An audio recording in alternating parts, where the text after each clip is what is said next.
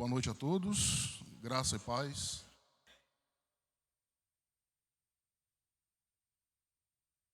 Gostaria inicialmente de agradecer a Deus pela oportunidade de estar aqui nesse momento, que é um momento de muita bênção, pregar a sua palavra. Agradecer à igreja, na pessoa do pastor Ricardo, que me fez o convite. É um desafio realmente, um desafio não por tremer, mas por temer. O pregador, seja ele pastor, um seminarista como eu, um missionário, ou qualquer um dos irmãos que estão a serviço de Cristo, ele, quando vem ao púlpito, ele não vem falar da sua própria vida, ele não vem dar a sua opinião a respeito de determinado assunto, ele não vem para cá dar uma receita de bolo ou dar uma aula de geografia. O nervosismo, muitas vezes, é porque você vai falar a respeito de algo que lhe causa tremor e temor, que é a palavra de Deus.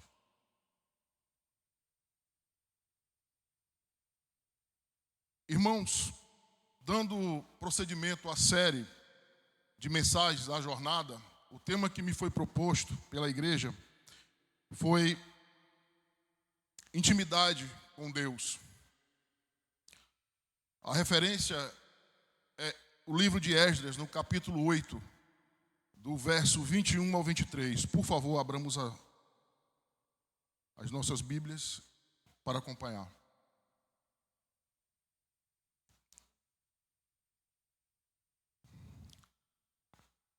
Então apregoei ali um jejum junto ao rio Aiva, para nos humilharmos diante da face de nosso Deus, para lhe pedirmos caminho seguro para nós, para nossos filhos e para todos os nossos bens. Porque tive vergonha de pedir ao nosso exército, pedir ao rei, exército e cavaleiros para nos defenderem do inimigo pelo caminho. Porquanto tínhamos falado ao rei, dizendo: a mão do nosso Deus é sobre todos os que o buscam, para o bem deles, mas o seu poder e sua ira contra todos os que o deixam. Nós, pois, jejuamos e pedimos isto ao nosso Deus, e moveu-se pelas nossas orações. Oremos. Senhor Deus, eis-nos aqui, Pai, de coração aberto para ouvir a Tua palavra. Aguardamos, Pai, a Tua mensagem, que é uma mensagem forte e de salvação. Tende piedade de todos nós, Pai. Tende piedade dos nossos pecados. Semeia no nosso coração, nesse solo profundo, a semente de fé da Tua palavra, para que enraize e nasça uma árvore linda e dê frutos 100 por 1. Para que nós realmente sejamos transformados pelo poder dessa Tua palavra, Pai. Tudo isso, Pai, nós te pedimos em nome de nosso Senhor Jesus Cristo, que é o autor e consumador da fé. Amém. Meus irmãos, antes de entrarmos no tema em si, eu gostaria de fazer uma pequena abordagem a respeito do próprio livro de Esdras. Antigamente, o livro de Esdras e o livro a seguir, que é o livro de Neemias, eram um livro só. O livro de Esdras, ele tem 10 capítulos. Recomendo que os irmãos façam esse propósito de ler esse livro, que é maravilhoso.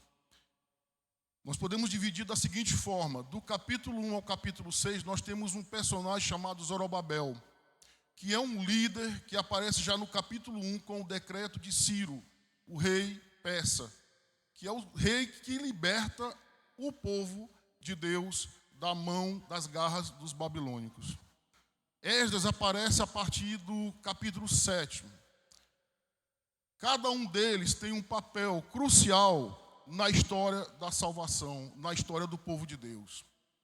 Por exemplo, Zorobabel, ele é que inicia o êxodo da Babilônia para Israel. E lá inicia-se a reconstrução do templo. ele, décadas depois, através do decreto do rei Artaxerxes, Esdras é levantado para ir a Jerusalém para ensinar a lei de Moisés e aplicá-la. Para isso, ele leva consigo nomeados magistrados, juízes, para fazer tudo isso. Esdras, na verdade, é um sacerdote.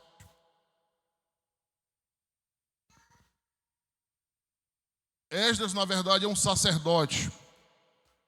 Ele é da casa de Arão, um homem letrado, um homem de propósito de buscar a lei, de ensiná-la e de fazê-la ser cumprida. Dando prosseguimento, nós temos o livro de Neemias, cuja função dele tão somente é a reestruturação de Jerusalém. Ok, mas o que seria intimidade com Deus? Já que nós temos uma ideia do livro. Na carta de Tiago, no capítulo 2, no verso 23, Tiago diz que Abraão era amigo de Deus. Isso é muito interessante. Amigo, amizade.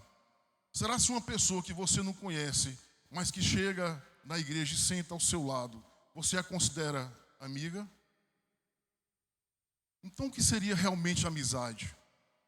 Será se essa pessoa lesse a Bíblia com você na sua casa, começasse realmente a ter um certo tipo de relacionamento mais próximo, relacionamento pacífico, assim poderíamos caracterizar isso como amizade.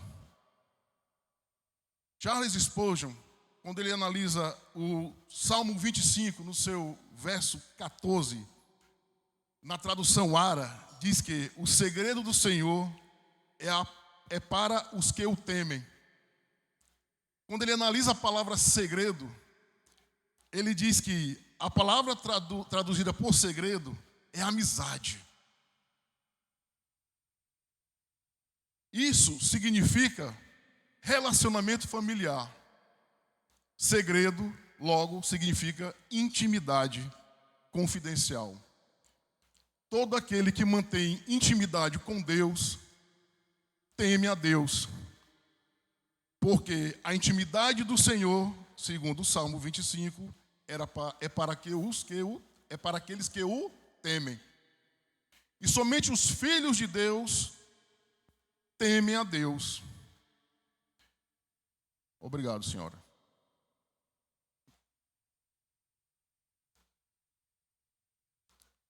E a maravilha que nos salta aos olhos é que somente aqueles que são salvos em Cristo, que entram pela porta da graça, são considerados filhos de Deus.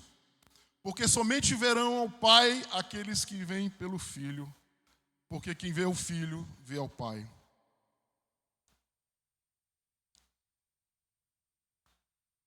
Intimidade com Deus, meus irmãos. E antes de entrar no assunto em si, eu preguei no último domingo lá na missão Adonai. Foi uma bênção. E quando eu chego aqui, eu estava ali, enquanto o pastor Ricardo falava, eu estava chorando.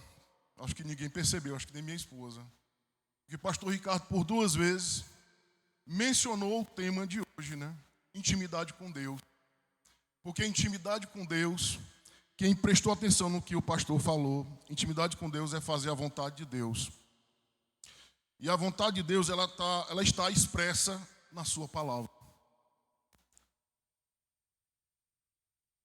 Em Esdras, capítulo 7, no verso 10, está descrito: porque Esdras pôs no coração o propósito de buscar a lei do Senhor, cumpri-la e ensiná-la em Israel, os seus estatutos e os seus juízos.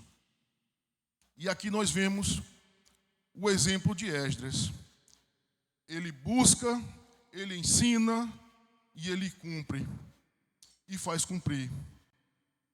Esdras foi a Jerusalém com um só propósito. E o propósito é esse: de ensinar a palavra de Deus e fazê-la ser cumprida. E eu pergunto a vocês, meus irmãos, nós temos buscado aprender a palavra de Deus? No seu íntimo, no seu coração, diante da palavra de Deus, como está esse relacionamento? No dia a dia, temos realmente nos esforçado? Nós somos realmente cristãos dedicados ao aprendizado da palavra de Deus? Ou só apenas temos esse livro como um penduricalho, numa estante aberta, escondido no guarda-roupa ou debaixo do travesseiro?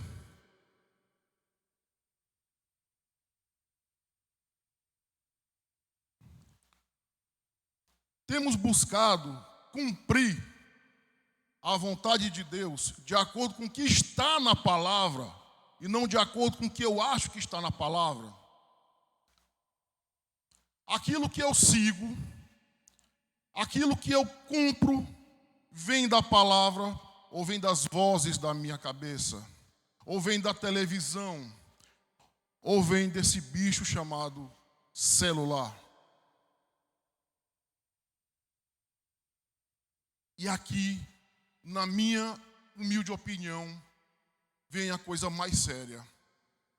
Nós temos, assim como Esdras teve esse propósito de ensinar, nós temos tido esse propósito de evangelizar.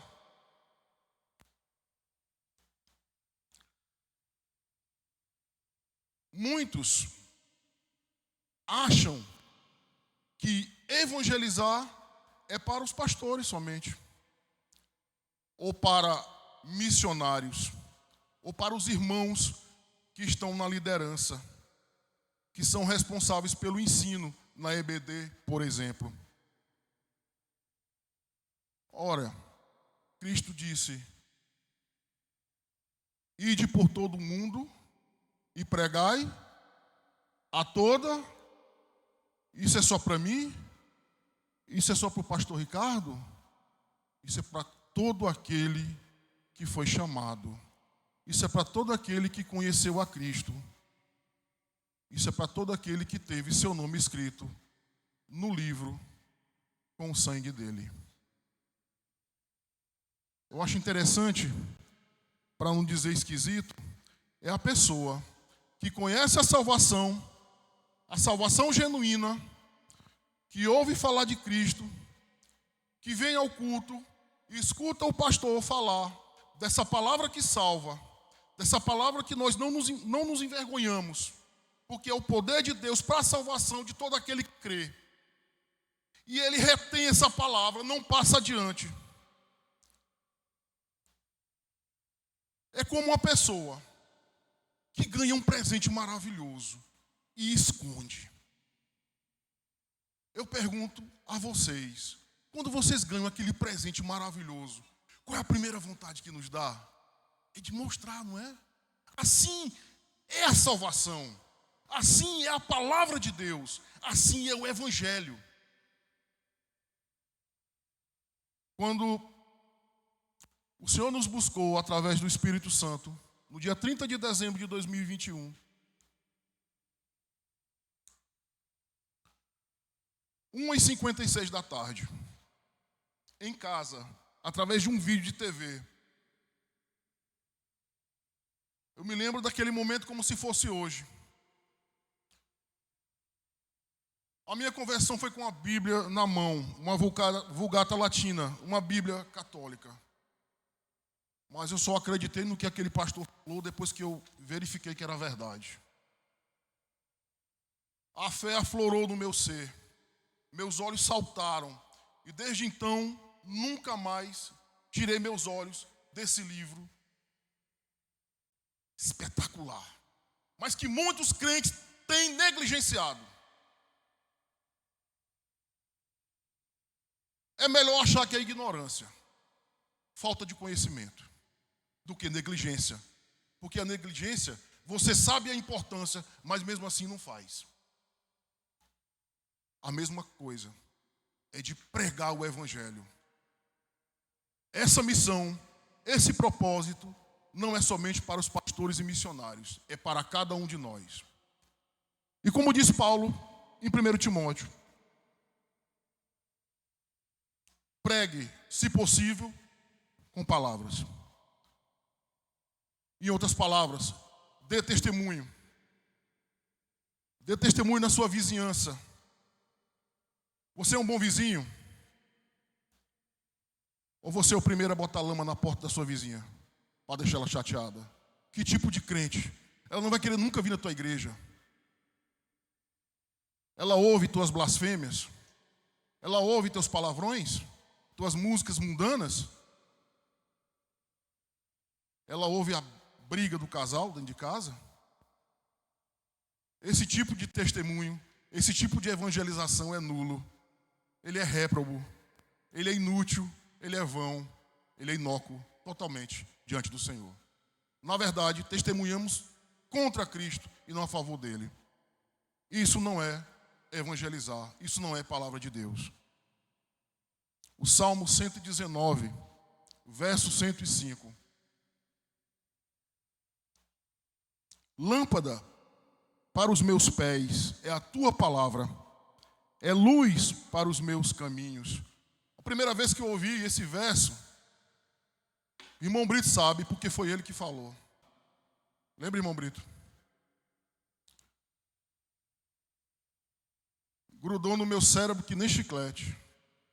Que maravilha, que profundidade. Porque a palavra de Deus é luz nessa jornada. Quem não seguia pela palavra de Deus vai cair em algum buraco, vai cair nas ciladas do inimigo. Imagine na época de Esdras, que ele teve que sair da Babilônia até Jerusalém. Milhares de pessoas, aquela caravana enorme, salteadores, ladrões. Os perigos, a noite, que não é como hoje, a noite realmente enegrecida. Se naquela época não tivesse, a tradução aqui é lâmpada, mas na verdade são candeias, à base de azeite de oliva. Se ele não vai colocando à frente, ele cai em algum buraco. E olha como a palavra de Deus revela esse tipo de intimidade que nós devemos ter com ela. Devemos colocá-la sempre à nossa frente, para iluminar a nossa mente, para iluminar as nossas palavras, que muitas vezes são malditas, para iluminar os nossos passos, as nossas decisões.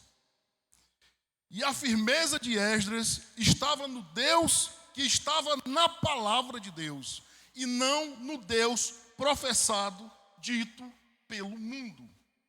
O Deus da Bíblia é um Deus com D maiúsculo. Um Deus do mundo é um Deus com D minúsculo. E aí eu pergunto, como pode uma família cristã sobreviver sem culto doméstico? Alguém aqui faz culto doméstico? Quantas famílias fazem culto doméstico? Tem maior intimidade do que um culto doméstico? Porque a intimidade de Deus, ela extravasa a família. Ela abarca a família. A nossa família, praticamente todos os dias tem culto doméstico. E é olho no olho, sentado à mesa, e todos participam. E aqui eu gostaria, com muito carinho e respeito, aos homens dessa igreja, aos pais dessa igreja. Vocês são pastores de suas casas. Vocês são sacerdotes de seu lar. São cabeças de suas esposas. Sejam ministros da palavra na sua casa. Mas para ser ministro da palavra, vocês têm que ser conhecedor da palavra. E a palavra conhecer na Bíblia significa intimidade. E Adão conheceu a Eva e teve Caim e Abel. Conhecer é ter intimidade. Façam a partir de hoje essa proposta, não comigo nem com o pastor. Façam essa proposta com o Senhor. Ele que vos dá que nos dá o dom da salvação. A proposta, a aliança não é com homens, é com o dono, o Senhor da salvação. Suas famílias, minha família, depende do que está aqui para sobrevivermos em meio aos ataques do maligno, no meio de tantas inverdades. Inverdades estas, até mesmo contra a própria palavra. Porque o Deus que professa em muitas igrejas hoje não é mais o Deus que está aqui. Cristo não anda mais sobre a água. O mar não se abre mais.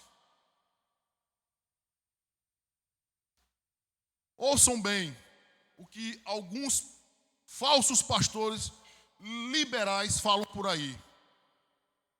Eles pregam uma palavra falsa, porque não trazem o Cristo verdadeiro, o Cristo que salva. Dica: querem saber se o evangelho que vocês escutam é o verdadeiro? É aquele que dói, é aquele que te puxa para baixo, que diz: eu sou pecador, eu sou pecador. É aquele que você vai para casa pensando: realmente eu estou errado, realmente tenho que melhorar, e sozinho eu não consigo. Tem que ser com a força de Deus. Mateus 4, do verso 1 ao 11. Não vou ler todo, vamos ficar apenas no verso 4. Resumindo a passagem, a tentação de Cristo no deserto. Esse é o momento em que o Senhor Jesus nos ensina o quanto é importante termos intimidade com a palavra. Porque ele mesmo disse que o mundo jaz sobre o maligno. E eis que ele mesmo, nessa experiência de tentação, foi tentado por ele. E olha como o Senhor Jesus nos ensina como nós devemos nos defender. É pautado na minha opinião, na nossa opinião, no que o mundo fala? Não, é na palavra. Verso 4, depois que o diabo diz a ele, porque ele estava com sede e com fome: transforma essas pedras em pães. Cristo fala: o homem não viverá só de pão, mas de toda palavra que procede da boca de Deus. Eis a boca de Deus. E Cristo, para quem ainda não sabe, ele não estava se referindo a ele mesmo, se bem que Cristo é Deus, e sendo Deus, o que ele acabou de dizer, que está em Deuteronômio, foi ele mesmo que falou. Jesus nos ensina que a resposta às tentações do mundo, às tentações do maligno, tem que vir da intimidade que nós temos que ter com a palavra de Deus. Podemos deduzir, então, que quem não tem intimidade com a palavra de Deus está suscetível aos ataques de Satanás. Um pouco mais à frente, em Mateus 12, no verso 50, estamos concluindo.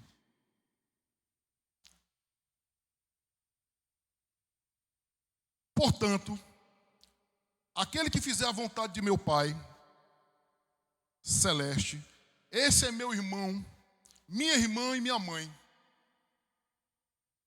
Um resumo do capítulo 12 de Mateus. Jesus está sendo testado e perseguido pelos religiosos daquela época, fariseus e escribas, que são doutores da lei, são mestres da lei, conhecedores da lei, mas não aplicam a lei, não cumprem a lei. Jesus muitas vezes os chamou de hipócritas, sepulcros caiados, falsos, lindos por fora, mas por dentro cheio de ossos podres, cheio de podridão. E aqui Cristo, quando fala que irmão, irmã e mãe dele é aquele que faz a vontade do Pai, é porque fazer a vontade do Pai é saber da lei e aplicá-la, é pôr em prática. é fazer da lei como uma ferramenta de transformação na sua própria vida. E aqui nós tiramos algumas conclusões preocupantes.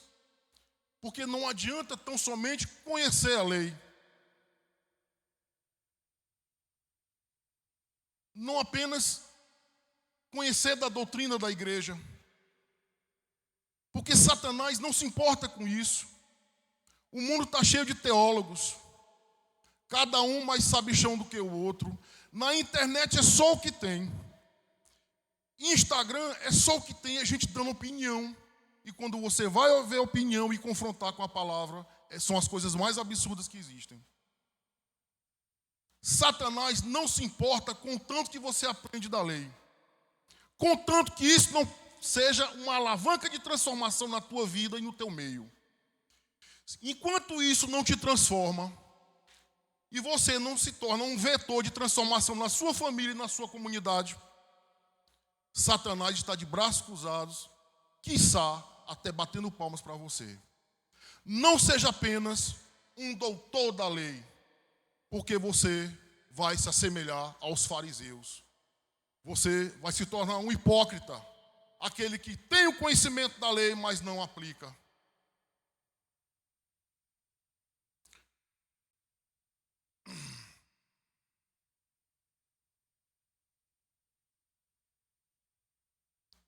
Mas também ter intimidade com o Senhor, para concluir. Ter intimidade com o Senhor é falar com Ele. E como é que nós falamos com Deus? É através da oração. Valésia tinha um avô, eu digo tinha porque faleceu. Um homem que eu tive o prazer de conhecer. E um homem de uma capacidade intelectual muito grande, um homem muito inteligente. E na época que a gente namorava, eu ia para lá, eu passava 2 horas conversando com ele e uma namorando ela. Ela ficava chateada. Porque me agradava ouvi-lo. E ele dizia para mim que só tinha 2 coisas que ele não entendia. Era informática e música. Olha aí, Betinho, música. E tem uma coisa que eu não compreendo até hoje. Como é que você quer ir para o céu, passar a eternidade no céu, e não conversa com teu pai aqui, já separado do mundo? Eu não consigo entender. Do mesmo jeito que ele não entendia informática e música, eu não entendo crente que não ora. Crente que não passa um tempo do seu dia em oração. Crente que não tem prazer em orar. A oração deveria ser, em todo crente, na verdade, uma primeira pele, nem uma segunda pele. Para você ter um nível de sensibilidade altíssimo, para que todos os dias, assim como a necessidade de respirar, assim como a necessidade de comer e de beber água, fosse dizer: Pai, bom dia. Obrigado, Pai, mais um dia que o Senhor me dá. Eu te agradeço por mais essa oportunidade que o Senhor tem de eu me tornar uma pessoa melhor, graças a ti, não graças a mim, porque eu sou podre. E aí, a questão é que a oração, orar, agrada a Deus. 1 Tessalonicenses 5, do 16 ao 18.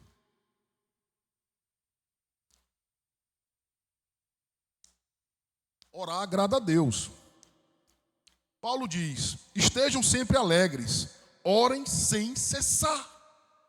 Em tudo, deem graças, porque esta é a vontade de Deus para vocês em Cristo Jesus. É a vontade do Senhor que nós oremos sem cessar. Orar sem cessar é ter prazer ao orar.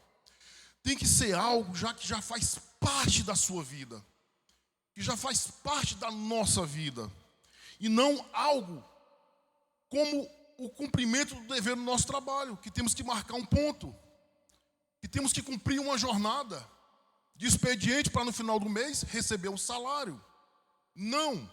A oração, assim como a leitura da palavra, tem que ser algo que agrade ao nosso ser. Mateus 6:6. Mas ao orar, Cristo falando: entre no seu quarto e, fechada a porta, ore ao seu Pai, que está em secreto. E o seu Pai, que vê em secreto, lhe dará a recompensa. Contextualizando, Cristo novamente aqui, batendo de frente com a hipocrisia dos fariseus que oravam nas esquinas, para chamar a atenção, aquelas orações já feitas, bonitas, palavras maravilhosas. Aí Cristo vem e dá aquele soco no estômago da gente. Diz que a verdadeira oração, e aqui a oração pessoal, é aquele que ele fala assim: entra no teu quarto. Em algumas versões tem aposento. No grego, é como se fosse como é que chama aquele lugar? Uma despensa. Uma despensa só tem uma entrada, não tem janela nem nada. Quando a pessoa fecha a porta, fica lá, naquele lugar apertadinho. Em outras palavras, Cristo fala que a oração verdadeira e genuína que agrada ao Pai é feita no seu coração. Porque somente Deus sonda o teu coração, meu irmão. Somente o Senhor sonda o coração de seus filhos. E aí vem as perguntas aqui que nós devemos fazer. Cada um faça a si mesmo. Quanto tempo nós estamos investindo, vou usar essa palavra, entre aspas, em oração? Do nosso dia, quanto tempo nós tiramos para falar com o nosso Deus? E a qualidade dessa oração? É só pedido? Você transformou Deus num servidor público, mostrando um monte de papel para ele, com os pedidos, e ele só carimbando? É isso, você transformou Deus num servidor público. Deus me dá isso, me dá aquilo, me dá aquilo, me dá aquilo. Não tenho nada contra pedir. E quando pede é só para você. Você pede pela saúde daquela pessoa que te odeia. Você pede pela vida daquele irmão que tem problema com você dentro da igreja.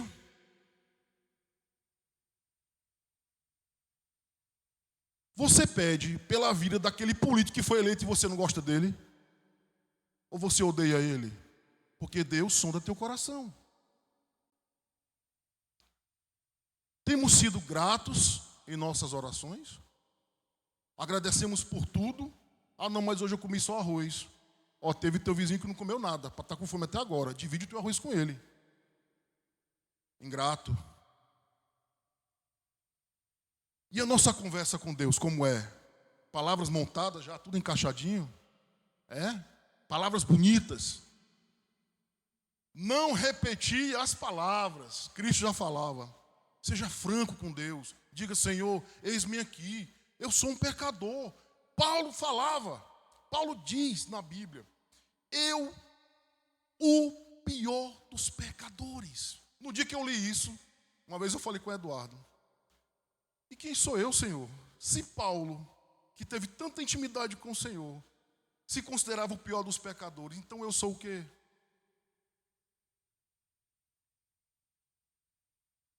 Para concluir, meus irmãos,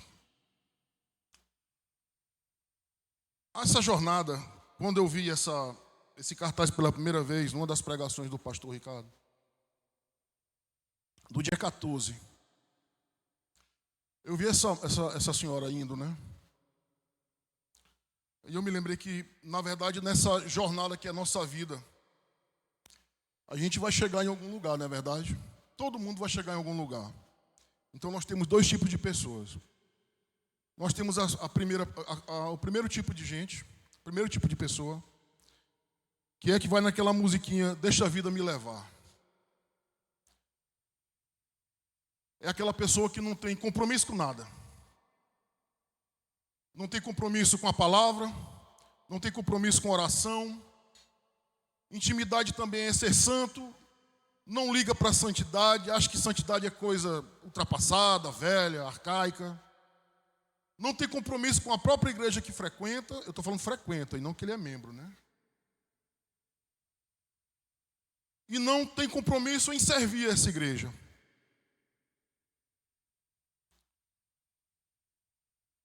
Essa pessoa não tem nenhum tipo de intimidade com Deus. Essa pessoa é ímpia. e nós sabemos, de acordo com a palavra, qual é o destino onde essa pessoa vai chegar. Dentro da impiedade. Mas nós temos o segundo rol de pessoas, que eu espero que sejamos todos nós.